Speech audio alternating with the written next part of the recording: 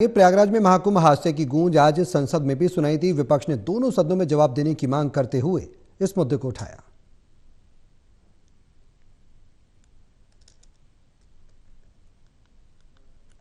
तो संसद में ये जो हंगामा है देखने को मिला महाकुंभ भगदड़ को लेकर। वहीं बीजेपी सांसद रविशंकर प्रसाद ने कहा कि घटना की जांच जारी है।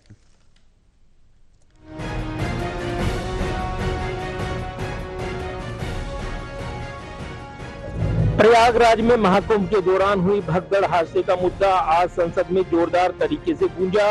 विपक्षी सांसदों ने इस पर चर्चा की मांग को लेकर दोनों सदनों में हंगामा किया। कांग्रेस, समाजवादी पार्टी और अन्य विपक्षी दलों के सांसदों ने महाकुंभ में मची भगदड़ पर घटना पर सरकार से जवाब तलब किया।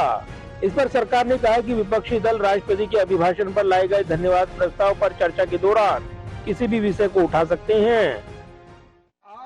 उम्मीद किया था कि अच्छा से पार्लियामेंट का क्वेश्चन आवर चलेगा। माननीय अध्यक्ष जी, आपने बार बार अनुरोध किया है, बार बार आग्रह किया है हमारे विपक्ष के साथियों को कि प्रश्नकाल को डिस्टर्ब ना करें। और ये प्रश्नकाल मेंबर का होता है, सरकार का सवाल पूछना होता है। आप लोग सरकार को सवाल नहीं पूछ के सदन को इस तरह डिस्टर्ब करना अच्छी बात नहीं है। अब जनता आपको सवाल पूछेगा कि आप सदन में क्यों आए हैं। आपके आग्रह करने के बाद भी इस तरह का डिस्टर्बेंस करना ये अच्छा नहीं है। सरकार तरफ से मैं खंडन करना चाहता हूँ।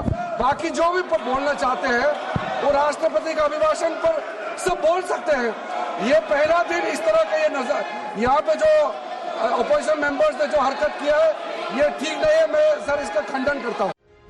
लोकसभा में प्रश्नकाल के दौरान विपक्षी सांसदों के जोरदार हंगामे के चलते लोकसभा अध्यक्ष ओम बिरला ने हंगामा कर रहे सांसदों को कड़ी नसीहत दी।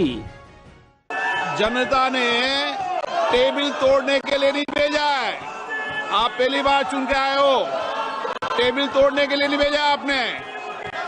टेबल तोड़ने के लिए भेजा है क्या आपको कि चर्चा के लिए भेजा है? यहाँ पर लोकसभा अध्यक्ष ओम बिरला ने हंगामे के दौरान सदन की कार्रवाई जारी रखी। इसके बाद विपक्षी सांसदों ने वॉकआउट कर अपना विरोध दर्ज कराया।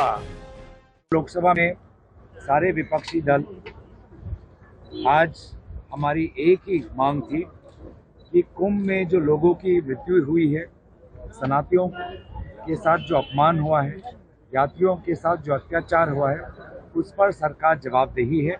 और इसीलिए महाकुंभ में को लेकर एक विशेष चर्चा की मांग आज हमने रखी। लेकिन पूरे जो हमारी मांगों पर बुलडोजर चलाया गया सरकार के द्वारा, लोगों की जो न्याय की जो गुहार है उस पर सरकार ने बुलडोजर चलाया। और जैसे वो कुंभ में लाशों की संख्या को छुपाने की कोशिश कर रहे हैं, यहीं पर सरकार लोकसभा के अंदर अपनी जवाबदेही को छुपाने की कोशिश कर रही है। वहीं इससे पहले राज्यसभा में भी विपक्ष ने महाकुंभ हादसे का मुद्दा उठाते हुए वॉकआउट किया। सदन के बाहर दिए अपने बयान में विपक्षी सांसदों ने महाकुंभ के हादसे को लेकर बड़े सवाल उठाए।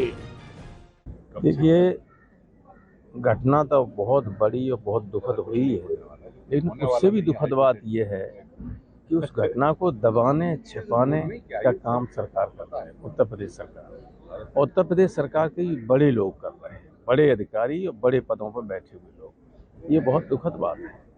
लोग सारे देश से लोग आते हैं और सारे देश के लोग चिंतित हैं कि मेरे परिवार का आदमी कुंभ में गया है, वो जिंदा है कि नहीं है। ये सूची तक नहीं जारी कर रहे हैं, संख्या तो छिपा ही रहे हैं। जो बता रहे हैं 30 की भी सूची नहीं जारी कर रहे हैं।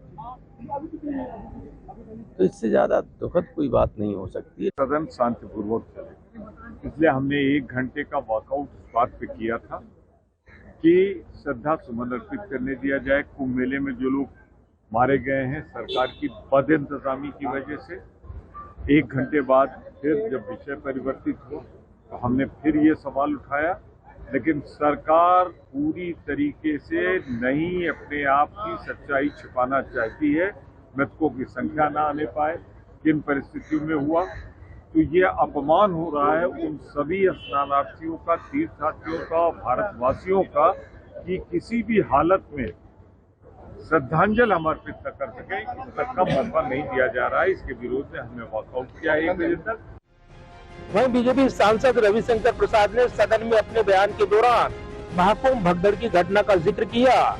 रविशंकर प्रसाद ने कहा कि इस हादसे में षड्यंत्र की बू आ रही है और अब जांच की रिपोर्ट आएगी तो कुछ लोग शर्मिंदा हो जाएंगे। बहरहाल कुंभ हादसे को लेकर संसद के बजट सत्र के दौरान आगे भी सत्ता पक्ष विपक्ष के बीच राजनीतिक घमासान जारी रहने के आसार हैं। कैमरामैन विजय बिग के साथ प्रदीप कुमार, टोटल न्यूज, दिल्ली।